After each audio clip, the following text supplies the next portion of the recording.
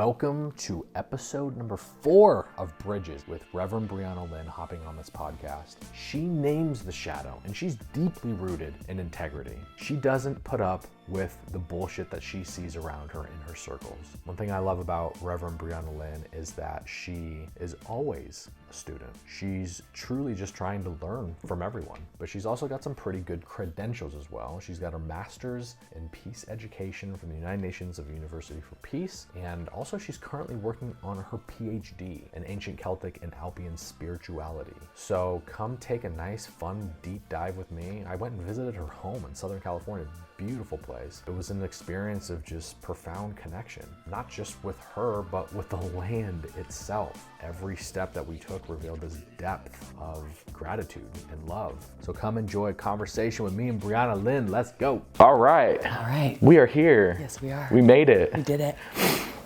We made it. Thank you for having me in your home. Yeah. It feels great to be here. Yeah, it's great to have you. You have a special place. Thank you. How many acres is this? So the acres of property that's technically a part of this is just under an acre and a half, but I'm on 2,000 square acres of national forest. So wow. I consider myself one of the stewards of the forest. Is there a pretty good view up there? Incredible. Okay, we're gonna check it out. Over Lake Arrowhead and the backside of Mount Baldy. It's one of the best views, and I've hiked all over the Andes and Mount Kilimanjaro. It's one of the best views I've ever seen. I'm excited to check it out. Yeah. Take my drone out and we'll go explore some places that maybe you haven't seen yet. Yay. So maybe we'll start with, how about you tell me what these 7 dots are in my arm? Yeah. Like, what is this? Yeah, so we just sat with an incredible medicine called Kambo that comes from the Amazon basin. Over 50 different tribes have sat with this medicine, and it is a natural pharmaceutical. It's a natural lymphatic cleanser, and the skin is invaded. This is an interesting way to say it, but the skin is opened through a burn, and then the serum is applied. The serum comes from the Kambo frog, which is a tree frog, a giant tree frog. And this particular medicine comes from the Mastés tribe in Peru, and it is an incredible lymphatic cleanser. It helps activate the thyroid, the T cells, the soldiers of our body, to go to the different places of our body that need physical healing. It's also said energetically or spiritually to help us cleanse out any of the buitres, these like barbs in our soul, barbs in our heart, barbs in our mind, and really cause a purge to help release the loops that keep us looping. So, and has the science caught up with this yet? Is there any type of research at all? There's quite a bit of research actually. At the Universidade de Rio de Janeiro and a couple of other places in the United States as well. All peer-reviewed scientific journals. When did that even start? So Kambo research, I mean, a few different Amazonian pharmaceuticals have been researched since the early 1900s, but this one really started to gain momentum in the early 2000s as it started coming out of the jungle. So a lot of what is used in the jungle by the tribes, because of racism or because of classism or because it's hard to capitalize on jungle medicine, most of the research that has been done on the plants, the flora and the fauna, so the plants and the animals of the Amazon, has been anything that could then be synthesized into a pharmaceutical industrial product. Kambo, at least as far as they've researched, can't be synthesized in order to create a drug that then can be sold. So the research on it is a little bit retrograded because you kind of lost me there. Okay.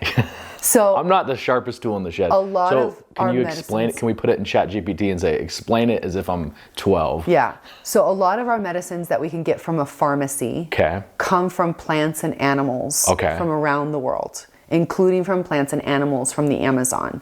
And the ones that they want to study first are the plants and animals that they see that they can synthesize or take into a lab and take out 1 or 2 things that they then put into a pill that they can sell. Okay, so they're not using the plants in their pure form. Never. They're tweaking it and doing all their own human stuff with it. So what you're saying is that Kambo has not been tweaked with at all. No. So that begs the question, should plants be tweaked in labs and then put on the shelf for us to buy? I think that's a great question. I mean, there's something really nice about being able to pop a Tylenol and not have to make white willow bark tea. Yeah. But the side effects of Tylenol are liver disruption, blood poisoning, cerebral difficulties over time. What's a good alternative to Tylenol? White willow bark. White tea. willow bark. I feel like this could be a whole massive business that someone could create. It is. It's called herbology. Herbology. Yeah, herbalists. The oldest See, this is how doctors under a on the rock I planet. am. Yeah. This is why I do this kind of stuff, because I'm part of the just regular society who pops the Tylenol, because like I don't know where to go. Yeah. So and once in a while I pop a Tylenol too. It's Yeah. not that it's a bad thing. It's actually wonderful. it's just not the best thing. It's just not the answer to everything. Yeah. I'm of the belief that, especially with Western medicine, that it has a place. It's emergency medicine. If I broke my leg, I'm not going to go to my herbalist. Right. I'm not going to go to my acupuncturist. I'm going to go to an emergency room that knows how to assess a broken leg. Yeah. However, in the recovery of that broken leg, I'm going to go more towards comfrey and compresses and soaks than I am necessarily taking the straight antibiotics. So conflict of interest, right? The big corporations, the pharmaceutical industries, don't want us to know about what you're talking about. Yeah. How deep does that go when it comes to the suppression of that information? Well, the entire movement of the witch trials in Europe, which began in the late 300s and to this day, I would say, are still going on, around midwives and herbalists and people who had natural-based medicines. It was seen as a spiritual warfare. It was seen as using plants and respecting nature was considered satanic. There was that piece. And then on another level, and that's it. They weren't doing other crazy shit. Not really. They were just finding answers in nature.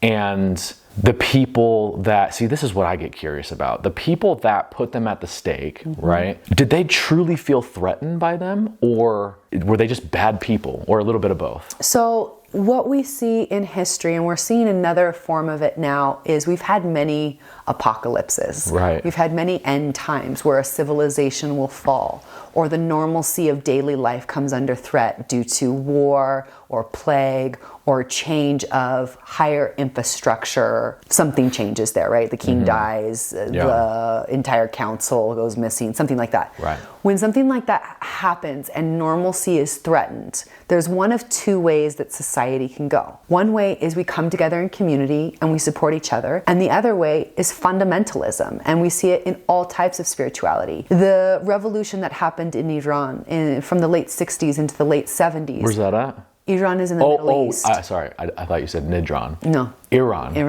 okay. Yeah. It was a time where there was a system that was collapsing. The Shah was murdered. Okay. Their kingship that had been around for thousands of years just collapsed, and there was a vacuum.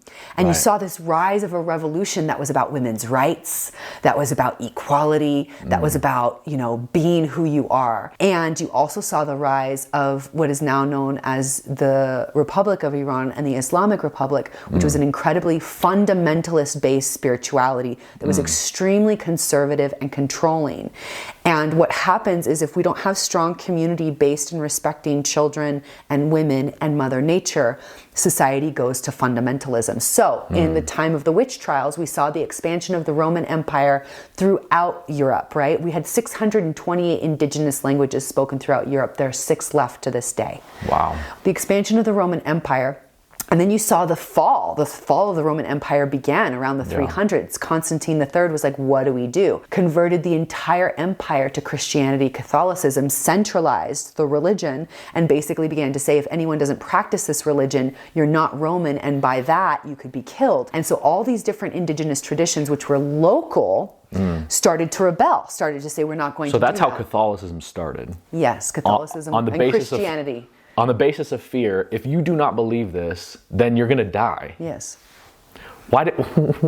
So people just don't know about this as much. Right. The Council of Nicaea in 333 AD, Constantine III called together all of the different priests and bishops and Christian leaders of the time and said, hey, on the battlefield, I know these guys are willing to commit suicide. Can you talk to me about this? And they're like, well, they believe in an afterlife called paradise, called heaven. Whereas in the original Greek and Roman pantheon, there was Hades, which is where everyone went. And we call it hell, but it was more of like a purgatory where there were some people who were treated a little bit better if they had more morality in life or more status in life, and those who were treated worse if they didn't have that morality or status in this lifetime. So that afterlife wasn't super inspiring for the soldiers, but the Christian/Catholic afterlife was super inspiring. And so they took the books of the modern day Bible, aka they stole from the Jews the Torah, and they took the books only written by the men, because the ones written by the women were a lot more about equality, and they weren't interested in women's equality because the women were already rising up against the Roman Empire, because they didn't want their sons and their fathers and their men to go fight for the Roman Empire. So they made sure to include no women's books in the Bible, and they comprised what is known as the modern day Bible, but it was just a conglomerate of control. It was for military industrial complex. And that's where you see the first large empire use a large Abrahamic based religion in order to control the mass people into suicide for the king, or at the time the emperor. They would commit suicide for the king because they knew that they were going to go to heaven? Yeah, kind of like what our military does today. That sounds like some fucked up shit. Yeah. A lot of just Christianity in general. I mean, this is hard to name because I don't like to offend people, right? But well, let's not offend people. Let's question their beliefs. Let's question it. Yeah. Right? I think there's so much good to take from all religions, and even Christianity. But it was like the foundation of it was like anti-women and even anti-truth. Yes, very much so. So I call all the Christians out there to just name that. Just name it. That's my call to action. Learn about how Christianity was developed. Before that time, Christians were an underground cult that were being prosecuted and persecuted by the Roman Empire. They were being sent into the Colosseum, and their main basis was love.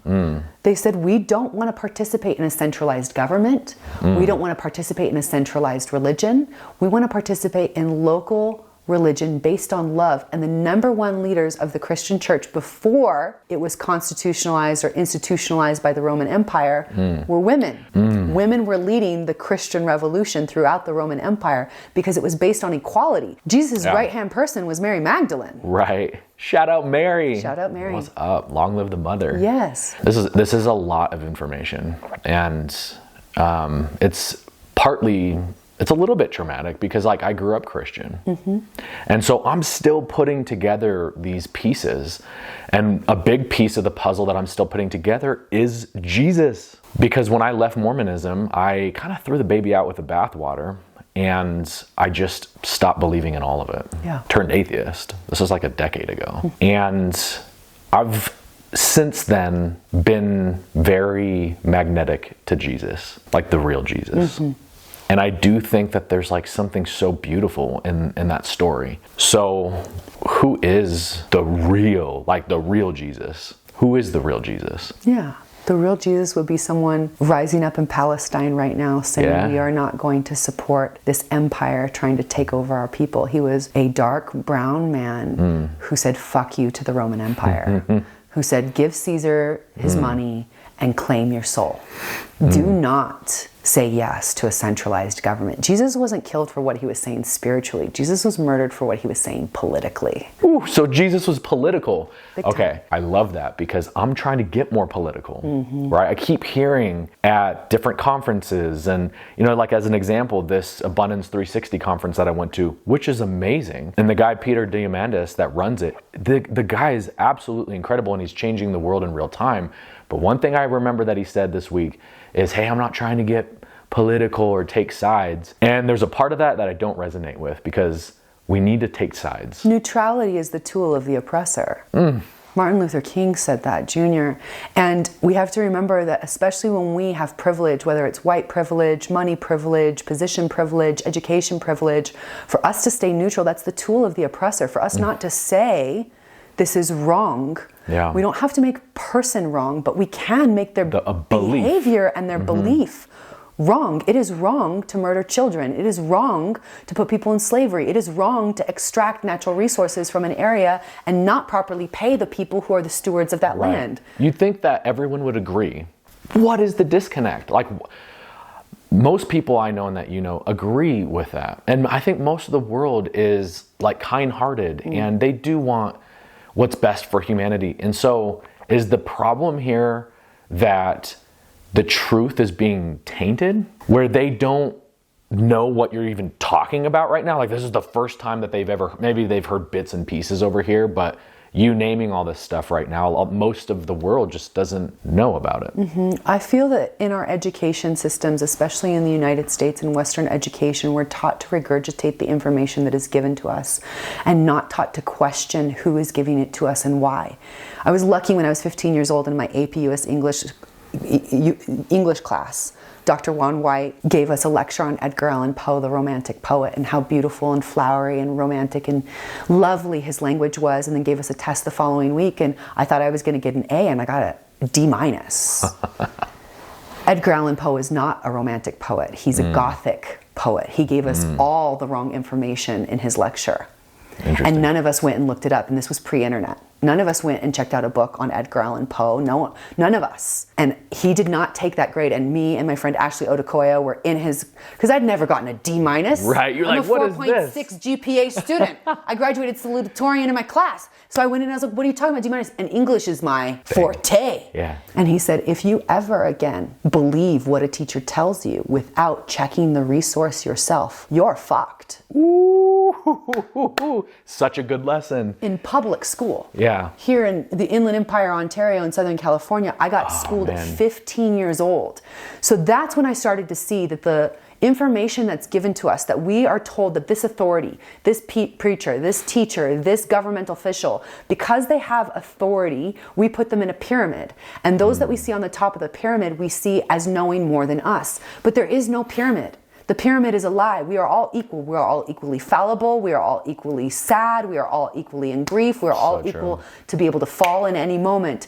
And when people are in a pyramid, they have an objective to manipulate those who are beneath them. So why is this person giving me this information? Where did they get it from? And what are they trying to get out of me? Were the questions I learned to ask at 15 years old. Wow. And I have also been duped. I've been a part of cults. I've been in narcissistic relationships. I've had to learn how to deconstruct these systems of power that come from generational trauma, that come from soul loss, that come from our lands being taken from us again and again and again and again by the small, elite, rich, and wealthy who are trying to preserve their wealth. And I do want to believe that there are those who are in the wealthy class who are trying to do something different. But the majority of our planet's history, at least for the past 3,000 years, has been about the small elite, anywhere between 2 and 10% of the world's population, controlling the majority of natural resources and utilizing the smaller groups of people as enslaved individuals in order to preserve their wealth only for them and their families. So the reason why I know this information, I'm not saying I know all of it. Right. By no means am I an expert.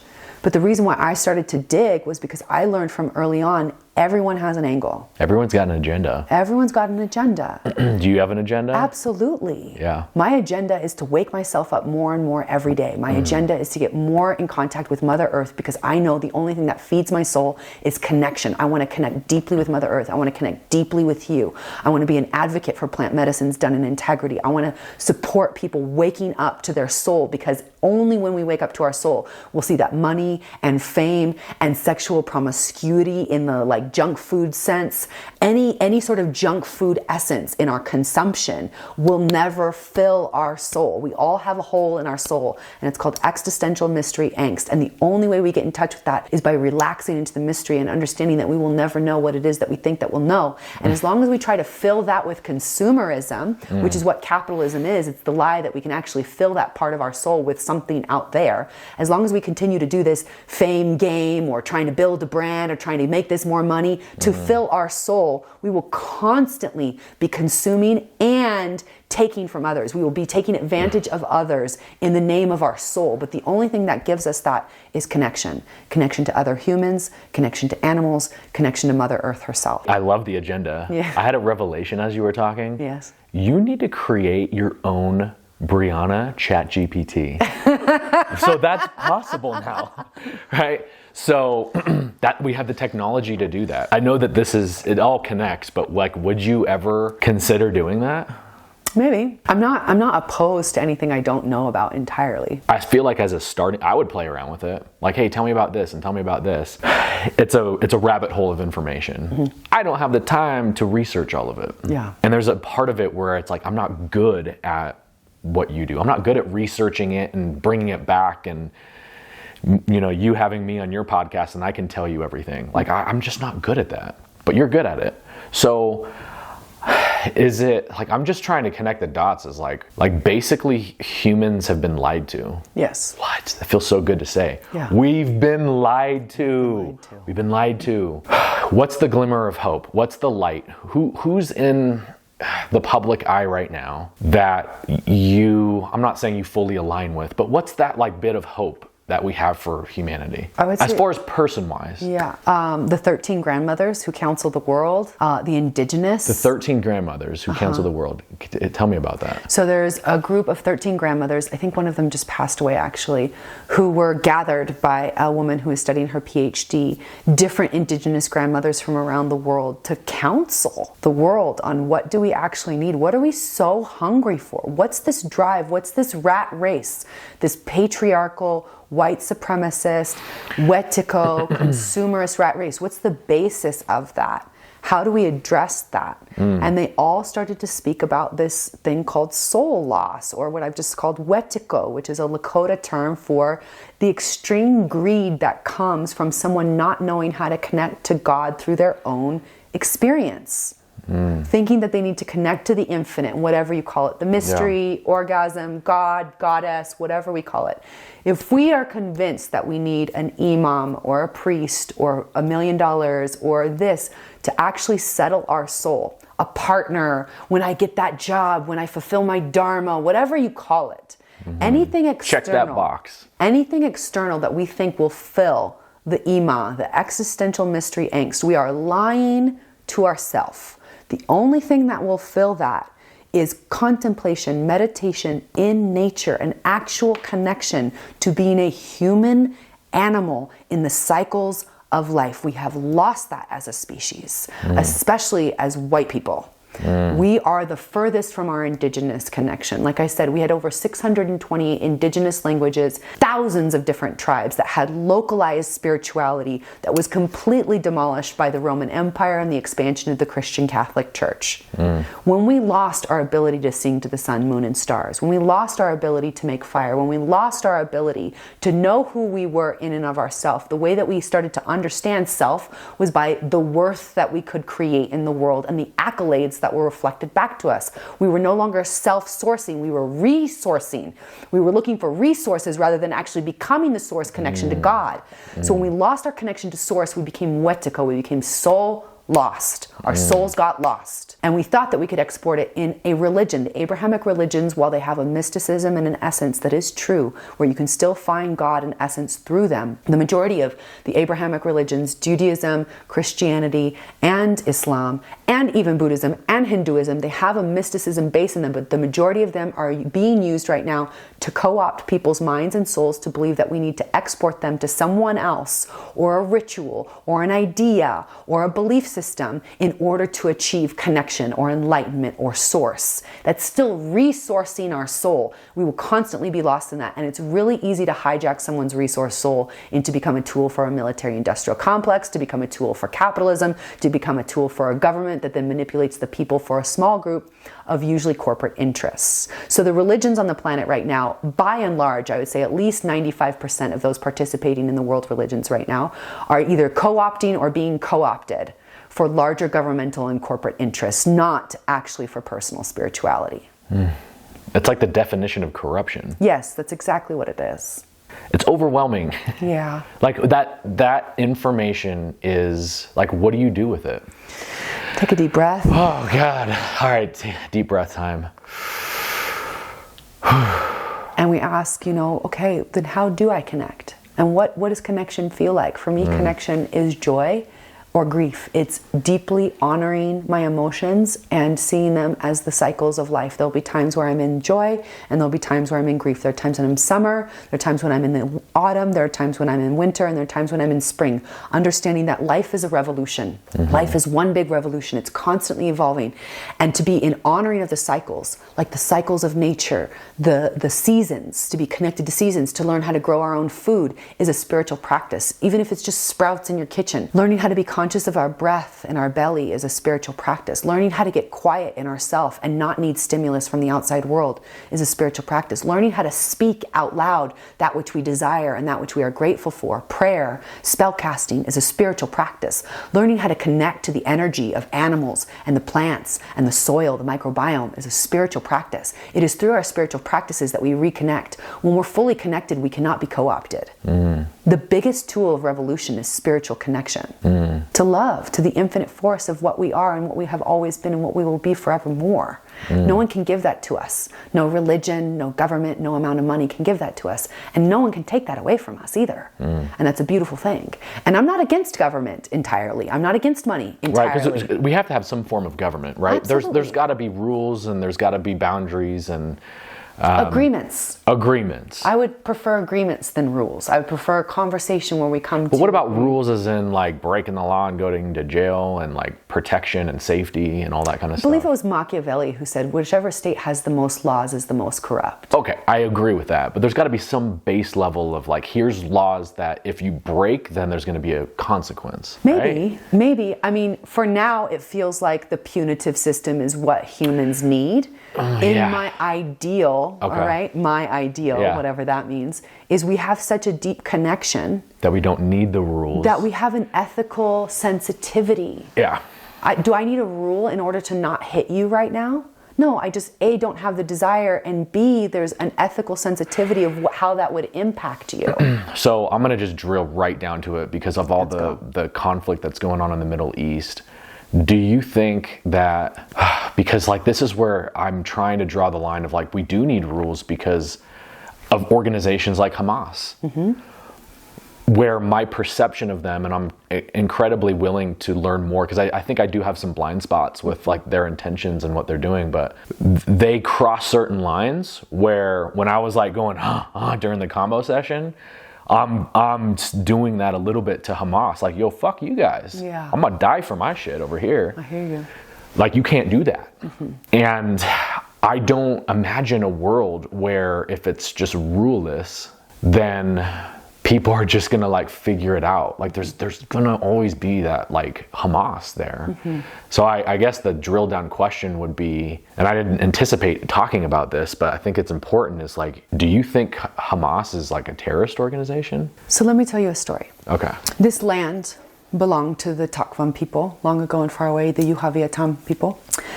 This now is my home. Okay. Let's say there's some homeless indigenous down the road. They come and knock on my door. Right. We would like your home. This is our land. And I say, okay, like maybe the garage. Yeah. And then in a few years, they come and they take over my living room. In a few years, they come and take over my bedroom. And then before you know it, I'm living in the corner of my backyard, fenced in. That's current Palestine.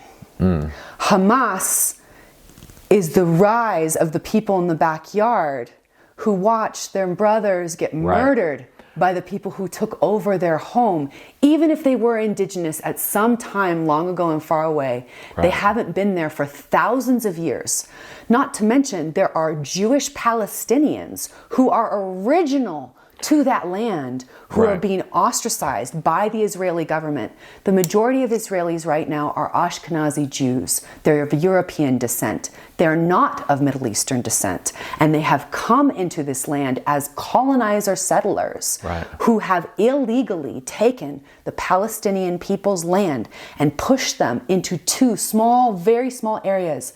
Hamas are freedom fighters. The way they see themselves are that they are freedom fighters for their land. Their family has had these lands for 10 generations. But that's just Hamas, and we're not talking about Hezbollah or ISIS. Like, is this situation different for those other bigger? Because Hamas isn't like massive.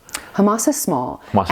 Granted, as a Muslim-based organization, you're going to get into the Republic of Iran. You're going to get into Hezbollah. So is there a heartbeat in Islam that is like super dangerous? Yes, there's a heartbeat in Islam that is super dangerous, that is fundamentalist Islam that was developed because of the presence of the United States and Great Britain and Germany in the Middle East, illegally extracting fossil fuels there. The reason why fundamentalism develops is in response to a force that's seen as an enemy. The United States, Great Britain, Germany, the superpowers of the world, even Russia and China are seen as the Darth Vader in the Middle East. And the reason why fundamentalist Islamic movements have been created is because of the illegal and unethical extraction of fossil fuels in the Middle East. So I'm with you there. I agree with you there. But then you start looking at the dogma,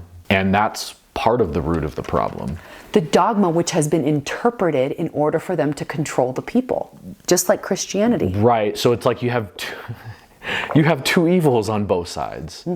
You have the religious part, because there's certain parts of Islam that, like, they didn't get their land stolen, but they will still kill you.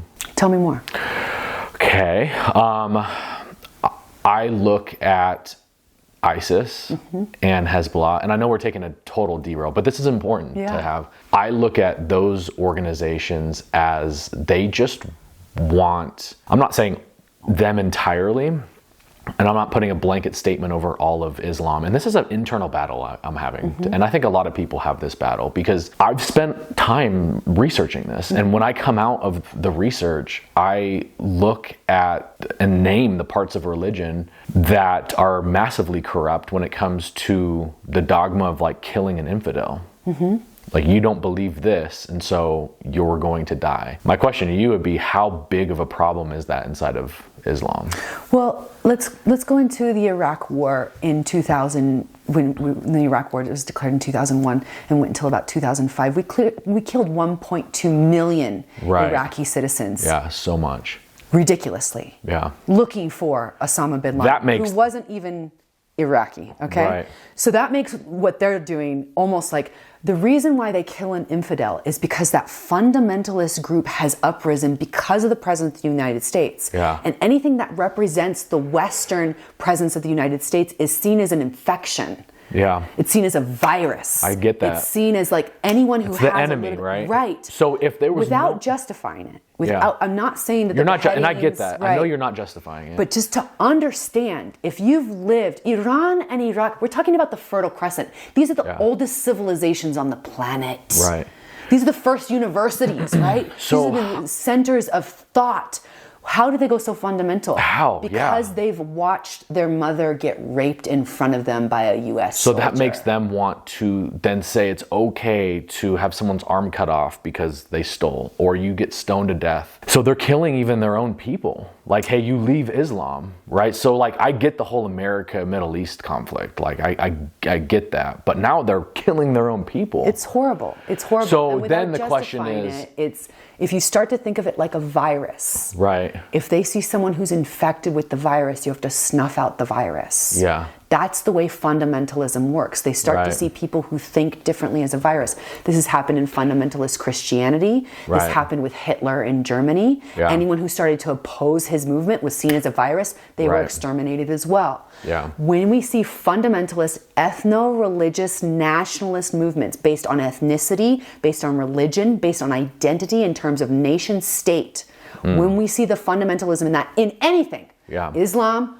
Buddhism, Christianity, white supremacy, any supremacy that says our people are chosen people, our way is the right way. As soon as you see dogma, fundamentalist dogma, no matter what it is, it's not just Islam, it's any fundamentalist dogma, you're going to see irrational, inhumane, disgusting behavior. So I do not justify what is happening in fundamentalist Islamic world.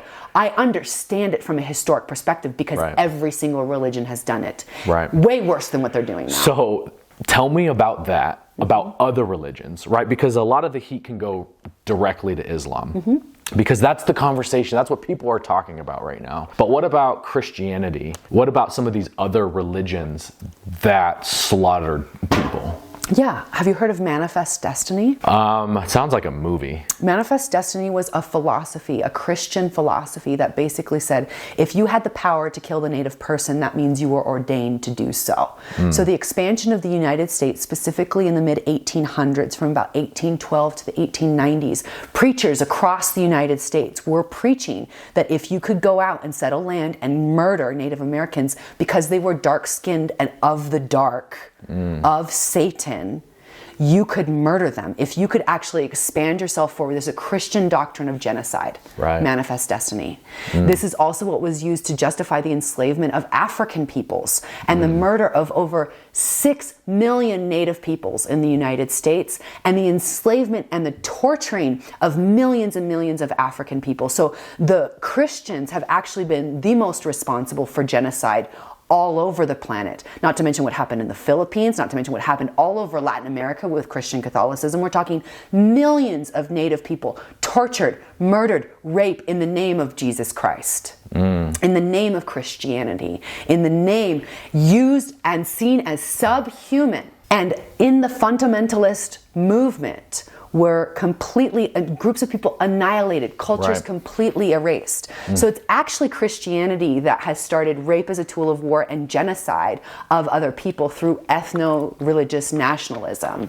That's a Christian thing that the Muslims then took on later. They learned it from us. So it's almost the fault of Christianity. Well, it's the fault of the Roman Empire that created Christianity and started with their own people, right? They started by murdering any of the women, specifically calling them witches. The witch trials was so the first. I want to get to that in a sec about the witches. I want to take a deep dive. So, are there bad witches? Are there bad people? Yes. Yes, of course. Are there bad politicians? So this is what I want you, for the people listening right now, tell us about how we shouldn't judge witches, like people that go by the title of witches, and how we should be a little bit more open to just that title. And I have this perception that you like that title because it's like you filter out people.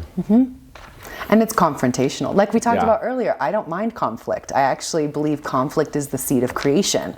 So people who feel that conflict or rub and are able to ask me, why are you calling yourself a witch? What is that about? And then I can dive into what I'm about to tell you, which I'm very excited about. So my mom's going to be listening to this, right? And I love my mom. She's been wanting to have me make a shout out to her on this podcast. Great. So now I'm making a shout out to my mother. Hi, Mom. Hi, Mom. Her name's Julie. Hi, Julie. She's just like the nicest person ever. You know, she is the mother, you know, the mother that takes care of. Like, what message do you have for her? She's LDS, right? What message do you have for her about witches and how it's like, let's not be afraid of everyone that calls themselves a witch? So the term witch was coined, it depends on who you ask, but between 800 and 1200 AD. Okay. And it was used to identify women in Europe who opposed the Roman Empire. So any woman who wanted to be in spiritual leadership, any woman who said no to their husband or their son or their father going into the military, any woman who had a drum in her house, any woman who sang by herself, any woman who owned property, any woman who was widowed and wanted to keep her own home, any woman who wanted to participate in politics, any woman who wanted to have any sort of sovereignty was called a witch. So they actually called them that. It was like, yes, it was not a self-proclaimed thing. It was a negative like the term. N-word. That's what I was about to bring up. Yes. So a witch is perceived as bad in like society. Yes, because and that's why you want the word to stay. Reclaiming it. Because you're rebelling against how history's being freaking changed. Yes, and witches weren't necessarily women worshiping the devil. There was no devil. Before the expansion of the Roman Catholic Christian Church, there was no devil. Right. We believed believed in Pan, who was the god of the forest, who was part goat and had horns and played a flute. And we respected him because he protected the animals of the forest. And So they turned that into like the devil. the devil. And he was seen as a sacred caretaker of the animals of the forest, because the Roman Christian Catholic Church also believed in deforestation. They also believed that the animals and the plants didn't have any rights. The witches were seen as the ones who stood up for the animals and plants, that Mother Earth also has rights. You can't just take. We've been saying this for thousands of years. Before climate crisis, we've been talking about that the earth will retaliate if we do not have a balanced relationship with her. I believe the reclaimed term of witches is the wise, intuitive teacher, counselor, healer. We were the elders. Wait, can you say that again? So witch, this is the acronym for witch. Wise, intuitive, teacher, counselor, healer. What? I've heard you say that before, but I think it just clicked. Wow. Which your mom probably is. She is. My mom is her own version of a witch. Yeah. Right? And probably most women who worked with herbs, who were midwives, when the business of medicine started to rise in Europe, they were also otherized as witches. They were made illegal. These were tools of natural remedies that had been used for tens of thousands of years before the rise of medical business. And so we, as women, as witches, were a direct threat to the status quo. There were men who were accused of witchcraft. There were, especially queer people or non-binary people, were seen as threats to the status quo. Anyone outside of what the Roman Christian Catholic Church deemed as normal, man and woman. That's where you started to see the development of male and female roles. Before that time, a little bit in the Roman Empire, but in tribal Europe, male and female roles were very diverse, just like the magazine you just gave me. That it's proven that women were hunters. Of course we were. We're way more agile. I bet you could catch some animals that men couldn't. I mean, to this day, I've got a crossbow. I'm way better hunter than most men that I know, because I'm quiet and I can actually hear the animals and I can talk to the deer. And have you ever shot a compound bow? That's what I have. Oh, okay. Wow. I need to bring my bow up next time then. April and November are when we have hunting seasons. Oh, okay. So you're not opposed to hunting? No. Do you I'm not a vegetarian. Cool. Yeah. I'm not either. Yeah. Well, we were made to eat meat. Yes, I believe that. Right. So wait, let me finish the story on the witches. So the witches were any woman, man, or person who opposed the status quo and what the Roman Empire said were normalized roles for women and men. And over time, those roles became more and more strangulating on women, around owning land, around being sovereign, around being sensual, not even sexual, just in our bodies. Yeah. Women, there's over 3 million, anywhere between 3 and 6 million women who were tortured, raped, in prison. The number is so large because the people who were keeping track of it was the Christian Catholic Church, and they don't want anyone to know how many people they actually murdered of their own kind. So how do you know that then? Because I've done research. I've also started to get into more of the Vatican documents through my PhD. So, do you ever feel like scared about? I mean, this is truth, right? This is like information, and like people die from this kind of stuff. Yes. Do you ever feel worried about that? I mean, we're all going to die anyway. I might as well die from something great. I love it. I love it. I love it. Yes. There's a part of me where I'm going down my path and I'm bringing people on my journey of like finding truth. Yeah. You know? And there is a part of me that as time goes on, like I realize, okay, this is stuff that like the Catholic Church just doesn't want anyone talking. They don't want me here at your house podcasting with you. And I come from this quote unquote, like, you know, this normal world of people and business and politics. And like, I'm taking my stand and saying, yo, everyone listen the fuck up, right? Can I be a witch? Yes, absolutely. I'm going to call myself a witch. You're more than welcome I'm a witch now. Yeah, and it's wise, intuitive, teacher, counselor, healer. I'm looking for the source within and acknowledging the source with all. Witches were inherently against centralized authority and centralized religion. Any government that says it's a small group of people that rule over the majority, that doesn't work. It doesn't work. Also, a small group that says this is how you're supposed to pray. It doesn't work. It is a personal relationship. Governments are meant to be local. Governments are meant to address the local issues, and we don't have strong enough local governments governments to have a national government that actually is truly representative. We don't have a democracy. We have a corporatocracy. Our government is set up to sort of support the corporate interests of certain businesses that run basically military, weapons, pharmaceuticals, fossil fuels, entertainment, and technology. Do you think Hollywood is a big web of corruption? Yes. Did you see the Cat Williams interview at all with Joe Rogan? Yes. You know that they actually had, so they had somebody who was a body language reading expert, facial recognition expert, and he watched the whole thing, and he's basically like, look guys, Cat Williams isn't lying. Yeah. He's telling the truth. Yeah.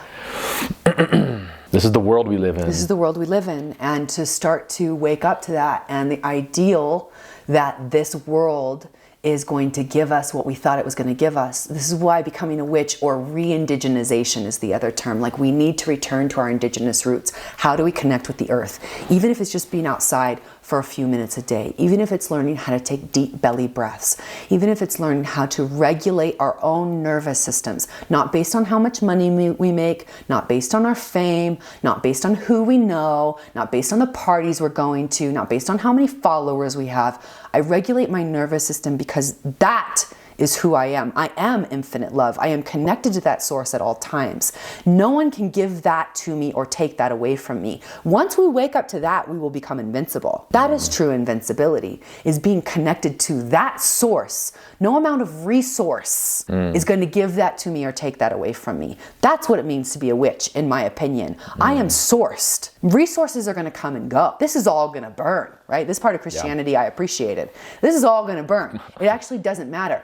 I want to create a system and a structure by which I can support other people finding their source within. So I need a home base, I need a temple. There's certain resources that I need in order to help build a center where I can find my source and I can support others to find their source too. That's my life's work, is to become source and remind us all that we are also source. Not we are God. We are all aspects of God. Together we are God. Not I am God. We are God. Right. Together. Are we all the same? Like, as far as, like, you say a lot, I am you, you are me. What does that actually mean? Like, we're all the same person?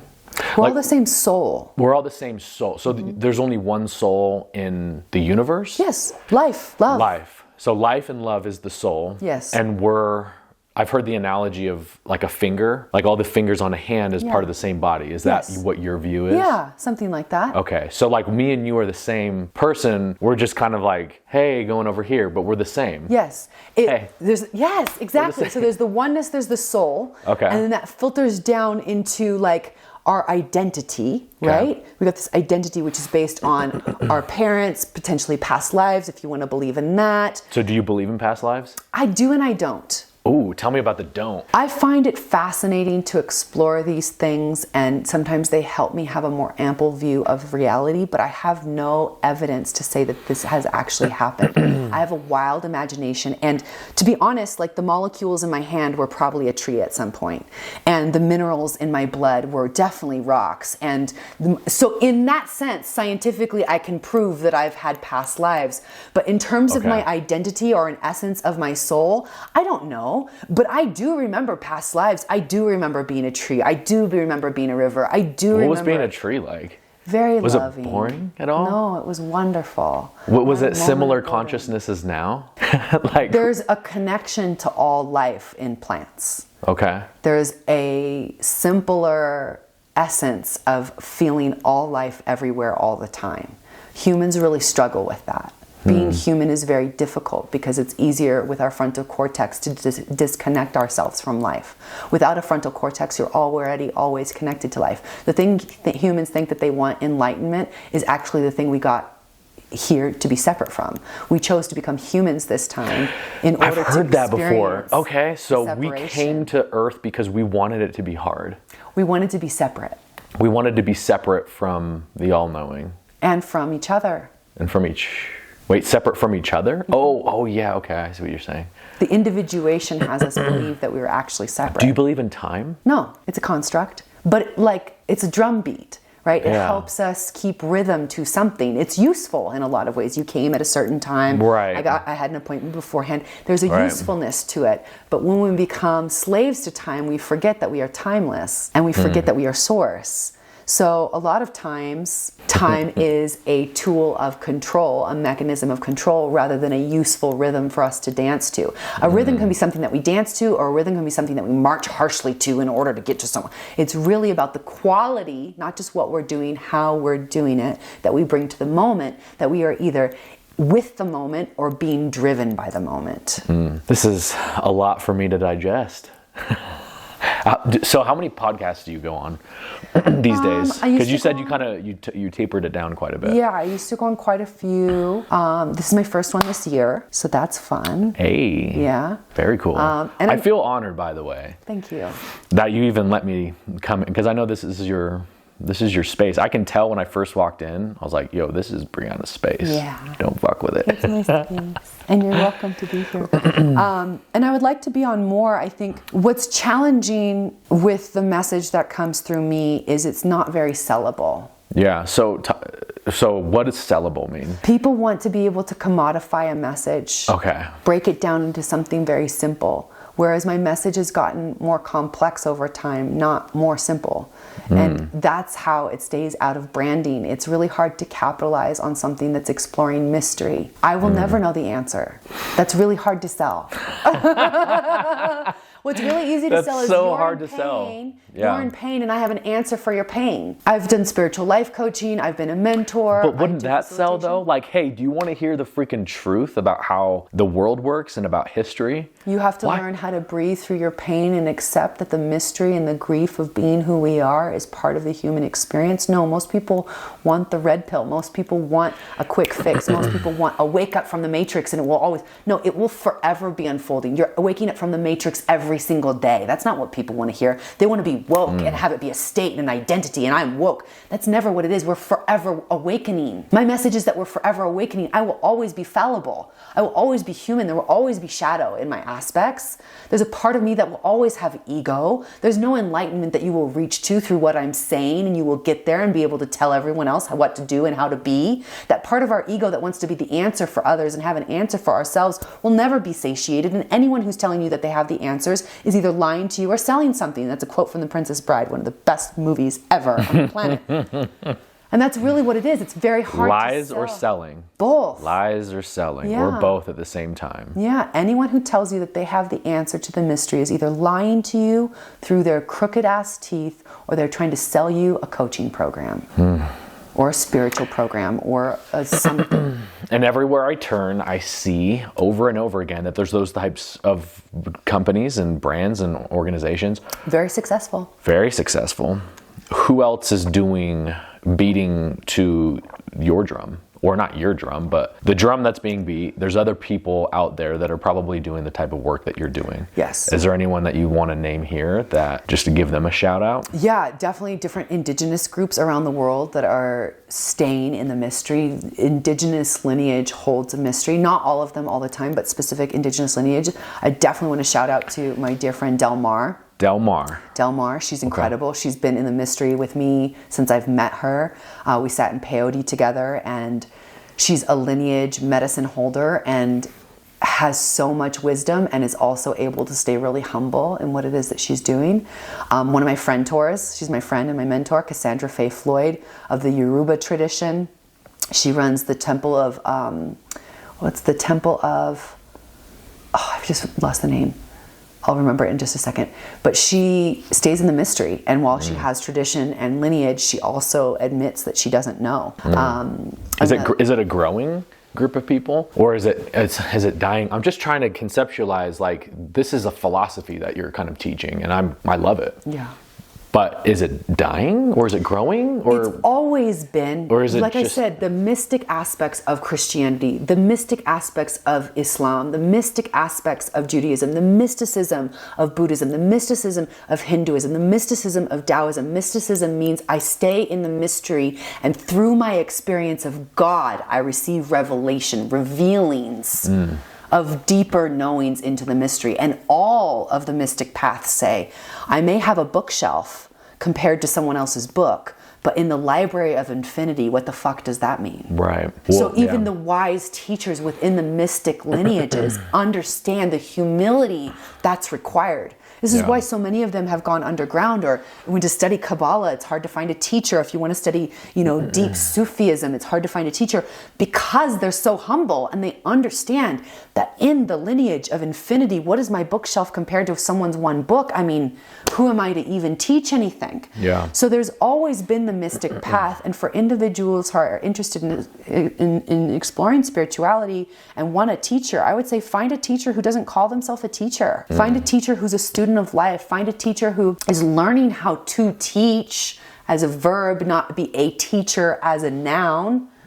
Learning how to translate their mystic experiences of the infinite divine, the source that is birthright for all human beings. The only thing that can fill our soul's longing is an experience of the infinite divine.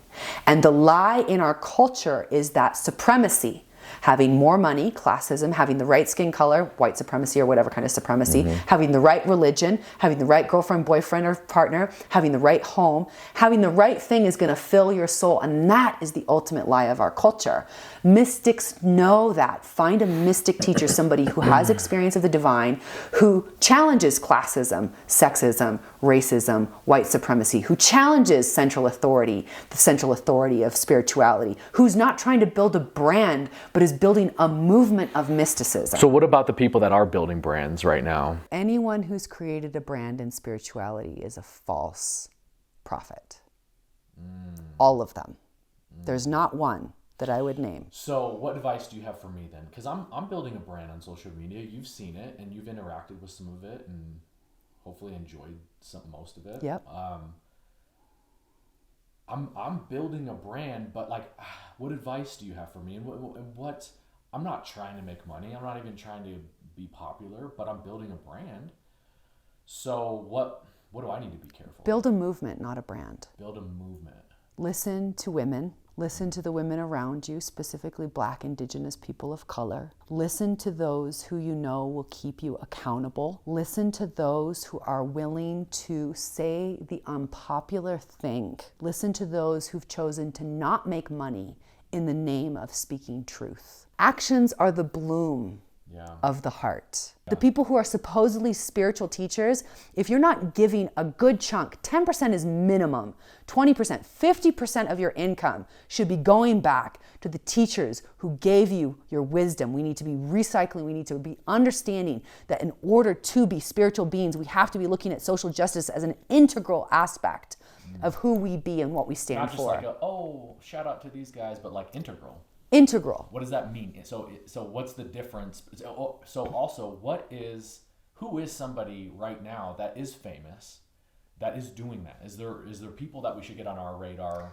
Like in terms of a spiritual person? Yeah, I think of people like the Dalai Lama, right? I've loved his work for, a long time. And so I guess this is just taking the red pill, take me down the rabbit hole of are there any of these spiritual leaders who are doing that kind of stuff? I mean, the Dalai Lama, bless his heart, he has some good quotes. I don't agree that the Western woman is going to change the world, like he said. I think it's going to be Black, Indigenous, people of color, specifically women, mothers, and queers, who've been leading the conversation of liberation for the past 1,000, 1,500 years. So I think he was incorrect in that. He also doesn't stand very strongly for issues around the world, like free Palestine, free Sudan, free Congo, anything that would oppose the businesses. Has he ever talked about that? No. So I've noticed that people just like to stay neutral because they have brands and businesses that they don't want to ruin. Yeah, so then they ruin their soul. Do we need to get more political? We already are. Is either politics is using us or we are utilizing it. Why are people so afraid to say how they feel? Because they are afraid of losing money, they're afraid of losing fame, they're afraid of losing what they've already created, which I understand. Friends, absolutely. Family, I have deep empathy and sympathy for that. I've lost a lot of friends in this journey, a lot.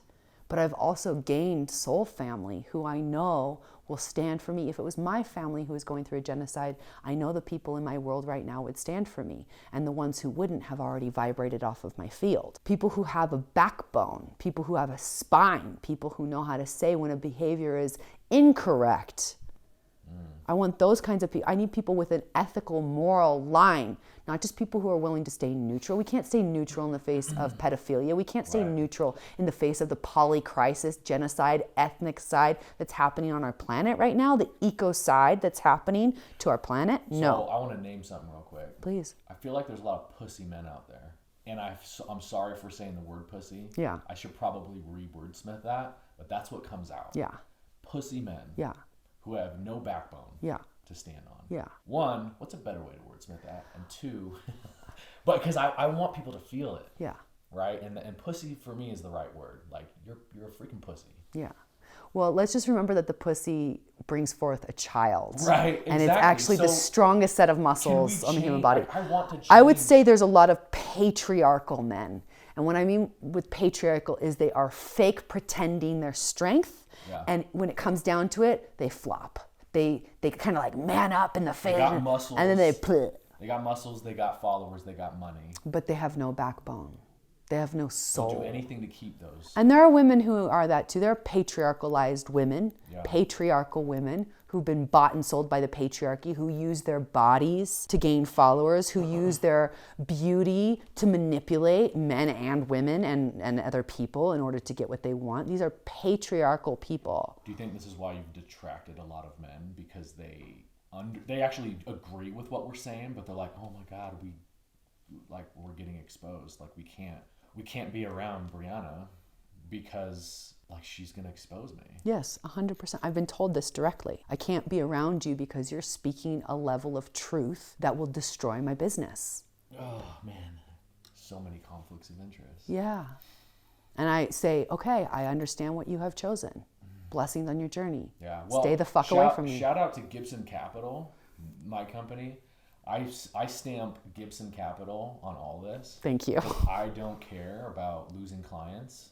In fact, if I lost clients from this, then it just wasn't meant to be. And the clients that you'll gain will be people with a backbone, will be people who are actually interested in the earth, who are interested in protecting the children. Do you think a lot of people really just truly agree with what you're saying here, but they're just too scared to say anything? Maybe. And, I've realized this was something that one of my mentors said, that if transformation is a ladder of 100 rungs, I might be number 33, 34, 35 for someone, and I may never see them get to rung 100. But does that mean I stop saying what I'm here to say? Does that mean I stop doing what I'm here to do? Does that mean I stop emanating the energy that I'm here to emanate? No. I may never see some people's transformations, but at some point they may look back and be like, wow, she was a part of rung 33 to 35. I may never receive thanks. I may never receive acknowledgement, but that doesn't matter. I know that I want to orient my life towards source, which is love and truth that centers the earth, children, women, and those who are willing to stand for them first. And everything else comes after. What you're doing is just going to echo into eternity forever. As good spiritual people who are here to teach what spirituality actually is. All beings are one being, and we receive our highest joy when we are doing the most good for all. And that includes humans, animals, plants, and the microbiome. All beings are one being. We are all love. And when we dedicate our life to the amplification of that, we will receive the most joy in our life. That is what gives us our purpose. That is all of our life's purpose. If you're looking for your life's purpose, look no more. Here it is. How that manifests, it might be financial advising, it might be coaching, it might be massage therapy, it might be a banker. It doesn't matter how it manifests in the identity and behavior level. On the soul level, we all have the same purpose. We are here as life to create more life. That's it. More love, more beauty, more peace, more liberation for those who are being oppressed by the systems that the jealous, greedful people without a connection to their own soul have created. This has been so activating for me. Good. I've heard you talk about this on Zoom and all that, but there's a power of being in person and hearing it directly. I think this is the first time we've had a conversation this long in person. I've talked to you in person before. Yeah. Do you remember the first thing I said to you? Okay. I walked up to you, this is at Gerard's retreat, and I was still trying to there's so much energy going on. Yeah. But the part that I picked on with you was how there is this feminine movement that's going on. Oh, yes. And parts of it is not good. And my perception at the time, I didn't even know you, but what I told you was that my perception is that you're there to support the pure feminist movement, but also to make sure that the pendulum just doesn't swing too far. What do you see right now as a snapshot of feminism, of the feminist movement?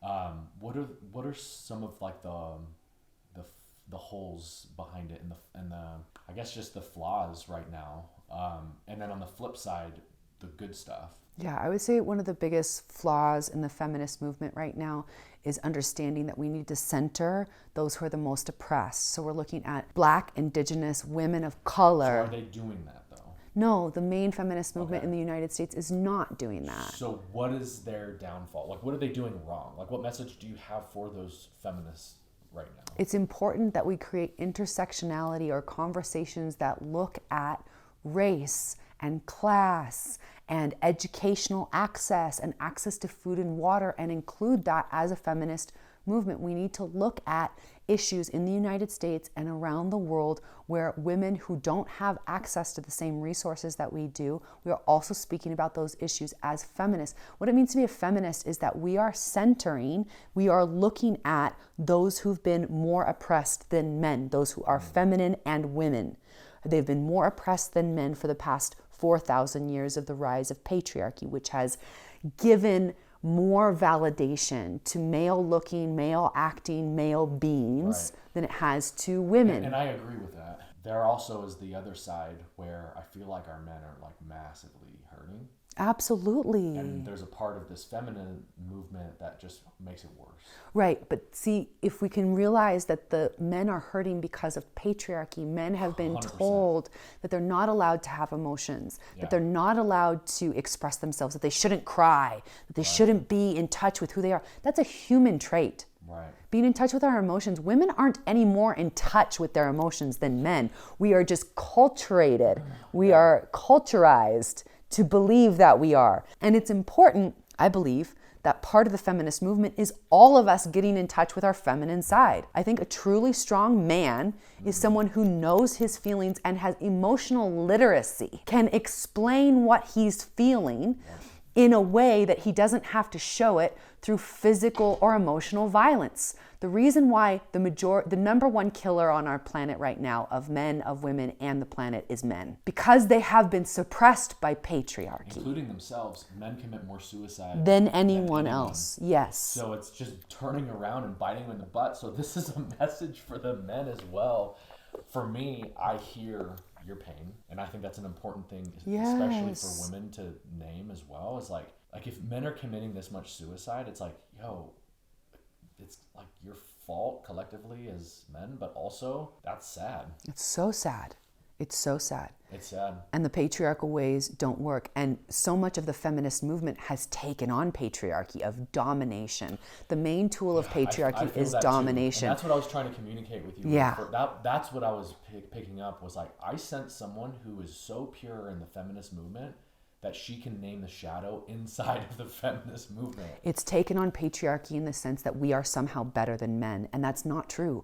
We are equal. All of us are equal. We're different. We're different. But we're equal. We're equal. We are able to give birth through our bodies, but there are women who can't give birth through their bodies. There are also those who've transitioned from male gender to female gender who can't give birth in their bodies. Do you think that because there's more people doing that right now than it really ever before, changing genders. And I'm fine with people to be whatever makes you happy. But do you perceive or think that there's more of that happening now because it's why? Why is that? Is it a trauma thing? Yeah, I think there's a few different layers around identity. One is they truly feel that. I do believe there is a good percentage of people who feel like they were born into the wrong gender and they want to identify as another gender, fully support that. I do believe that there are those of us who, like me, were born trying to look for our identity, and everywhere I looked, it didn't make sense. Does it mean I need a new religion? Does it mean I need to be a different sexuality? Does it mean I need to change my hair color? Does it mean, and I'll just kind of grab for anything. And to understand that at the base, we are not our identity. I am not my gender. I am much bigger I'm the soul.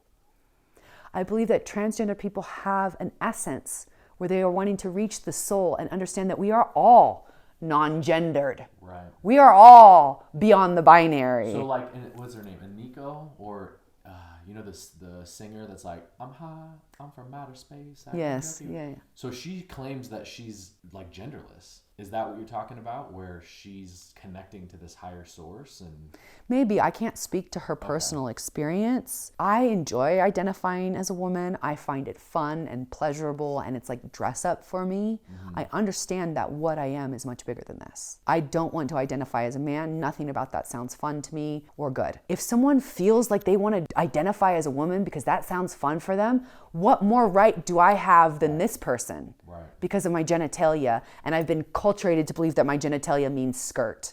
Yeah. That is all cultural constructs. Exactly, but they're trying to get in and indoctrinate the children right now. I saw this this children's TV show, and this is popping up on my algorithms now because now I'm a dad, and so I'm having some of this stuff pop up where it's basically this cartoon, and the cartoon is singing this really catchy song saying like, if you're confused, it's like basically saying, hey, you need to decide what you are. Like, wait, are you even it was a man, it was a little boy, and it was talking to the little boy, like, are you sure you're a little boy?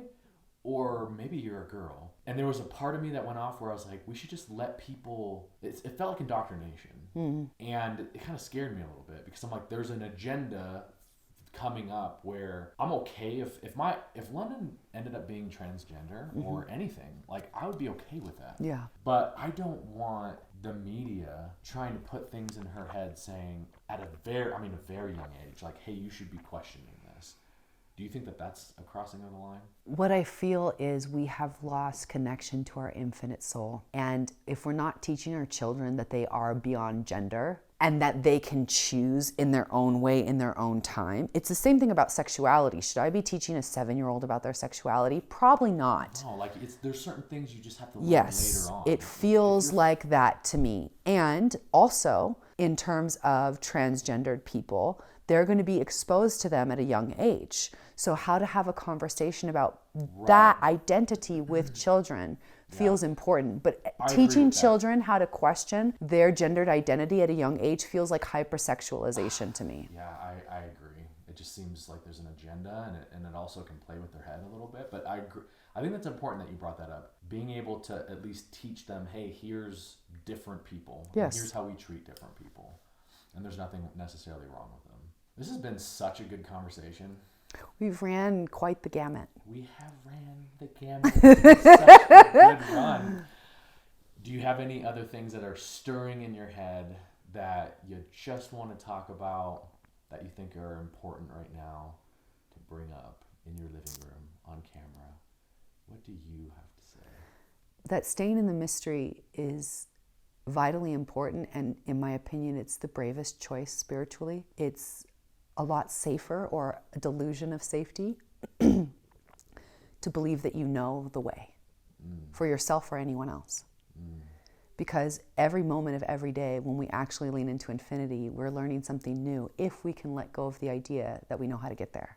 As soon as I believe that this thing is going to get me there. Now, granted, I've been doing the same rising ritual. I have a ritual that I do every morning. It gets you there. It gets you somewhere. It gets you close to being there. It's a drum beat by which the harmony of infinity can come in and play with. So you keep doing it. So I keep doing it because it works for me. Yeah. And I suggest it to others because I'm like, this is what works for me. But find what works for you. What is the drum beat that allows you to show up consistently to receive the harmony of the universe that will be different in every single moment that it shows up? Not, this is what I have to do in order to create the harmony, just knowing that a drum beat, something consistent, a meditation practice, a breathwork practice, a movement practice, a journaling practice, a gratitude practice.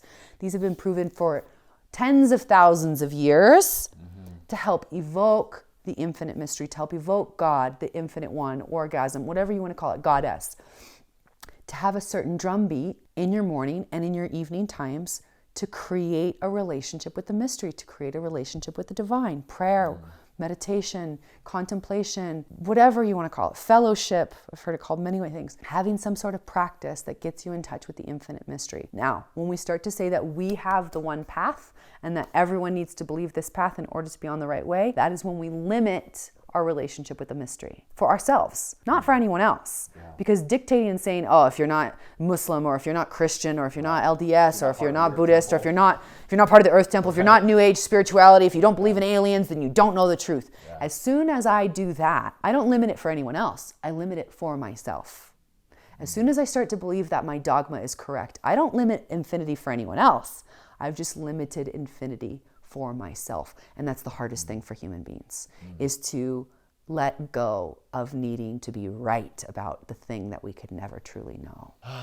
Just let go. It's okay if you're wrong. It's okay if you're a little slow too. It's okay if we evolve. Because Right. it may be right, R-I-T-E, it may be the rites of passage. It might be the path for right now.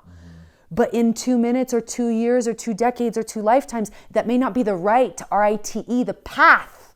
There's no R-I-G-H-T in spirituality. There's only R-I-T-E. Is that the path that's giving you the connection to source so you can be more connected to people and more connected to nature and more connected in love in your life? If that's the right, that's right. If that's creating more disharmony in your connection to nature and your connection to others and your connection to the world, that is not right. That is not the path. So go on the rites of passage that give you the access to love and let everything else go. Simple. It's just so simple. And so difficult. Yeah, this has been the sermon that I needed. Aw. From Rev Bree. From Rev Bree. Thank you so much My for pleasure. hopping on the podcast. This is episode 4. Amazing. Maybe leave us with, what does the number 4 mean to you? Ooh, number 4 mean to me. Well, I'm the oldest of 4 girls. Ooh, okay. And 2 is considered a partnership. Okay. 3 is considered a cohort. And 4 is considered a coven. A coven. A coven. So 1 for each direction. Okay. And it's considered, that's when you're able to be guardians of a space, where you're able to hold space for others to have a cathartic experience, or to have an experience of life, descent, death, and rebirth. So in traditional ceremony, you want at least 4 people holding space to have the full experience. So a coven is a cohort of witches. Ooh. Who hold space for other people's That transformation. doesn't just have to be women. Yeah. No, it could be men too. I could be one of the 4. You could be one of the 4. Let's go. Thank you. My pleasure. That was super fun.